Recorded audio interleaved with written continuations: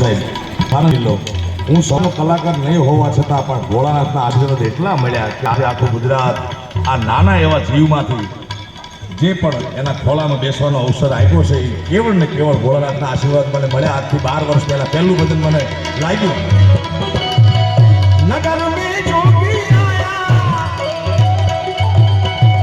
યશોદા કે ઘર આયા કિયા કે અલગ અલગ અલગ અલગ सबसे बड़ा है तेरा नाम वो तेरा नाम भोलेनाथ भोलेनाथ भोलेनाथ भोलेनाथ भोलेनाथ ये रंगा जोगी आया जोगीला जोगीला जोगीला जोगीला जोगीला जोगी जोगी ने देखो रंगा ये जोगी आया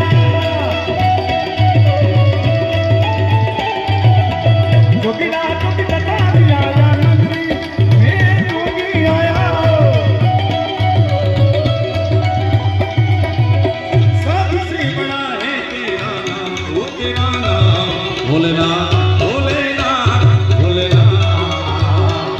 भोलेनाथ भोलेनाथ हर हर हर महा